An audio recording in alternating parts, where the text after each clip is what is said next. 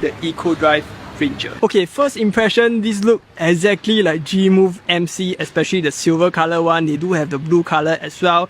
The form factor, the frame, the size, and even the wheels, it looks almost exactly the same as G-Move MC. But it still retains some of the EcoDrive essence. As you can see, the silver fender, the sports rim, and also the iconic red brakes you can see on front and rear wheels. And the only difference I would say is the control is now in the middle instead of at the back, so I would say it's better. So yeah, that's the only difference between G-Move MC. And this could potentially be better than G-Move MC since this is a 48V e-bike. So let's talk about specs.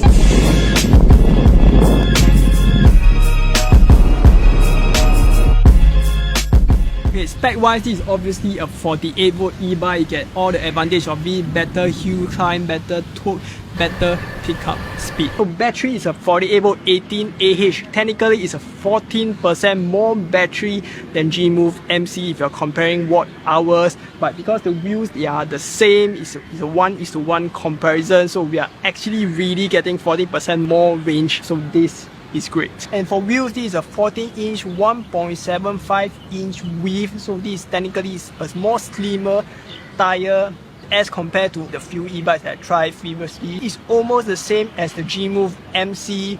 I think this is still a little bit more slimmer. So basically 14-inch you'll get more humps and bumps, and because it's a slimmer tire, you'll be more slippery. I would recommend changing your tire to a 2.125-inch width for better experience and remove skidding. And that is what I did with G-Move MC. Foldability and form factor, I would say you can fold this e-bike to a really small size and keep it at one small corner of your house. It won't take up space, and especially if your house does not have much space, this will be a good form factor e-bike for you to have, same as my G-Move MC. And you can actually take it to public transport, train, taking cab or Grab as well. This will be an awesome e-bike to bring around. And I can't emphasize of how important foldability it is for me, as I usually bring it to take train to do my food delivery, and in times of when the bike broke down, it does take a transport as well. So that's the convenience of it. And lastly, hydraulic brakes. This is the second e-bike that I heard of to have a hydraulic brakes stock. So I'm excited to try this out. Let's give it a try first. Yeah, definitely hydraulic brakes. So I would say no matter which brand of hydraulic brake it is, it will still be a better tier of brake system compared to V-brake or disc brakes. So definitely I will try out to see how it feels later on. And for the rest of the stuff, pretty much the same as G-Move MC. So I will not talk more about it. So overall, just for my first impression and specs, I really like it. I really love the form factor of this e-bike. It just really suits me, especially since I already like G-Move MC, and this could potentially be better than G-Move MC. So I'm dying to try this out right now. So let's go and try it out. Let's go.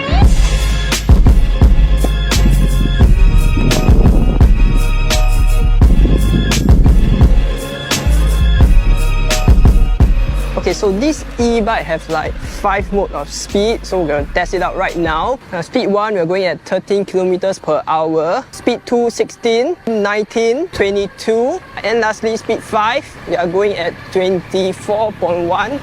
I think this is the max speed. Yeah, it won't go faster than that.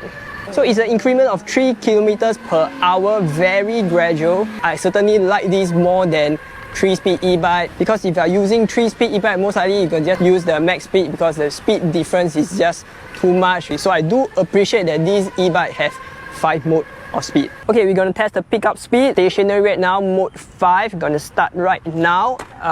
Let's go. There's a bit of water. 7, 10, 14, 16, 19, 21, 23, 23.6, 9, 24.1. I would say it takes more than a few seconds to pick up to the max speed, but I would say this is really good enough for a 48V e-bike. I don't really need it to be too fast. But what I do notice is that the moment that when you pedal, the motor kicks in almost instantaneously, so that's something that I really like. Way more effortless as compared to those that requires a few pedals to kickstart. So this is definitely awesome to have.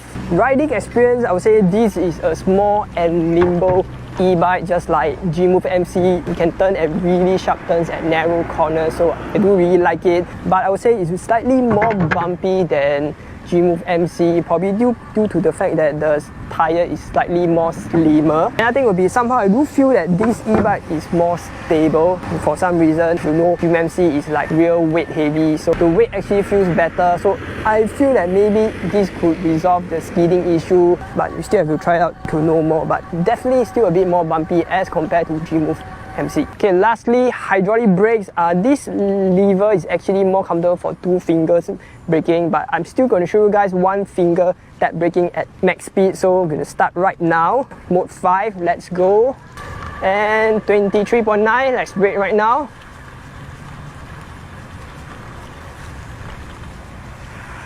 So yeah, as expected, this is way more effortless as compared to V-brake or disc brake. I really like it, but during emergency brake, I think you still have to use all your fingers lah. So yeah.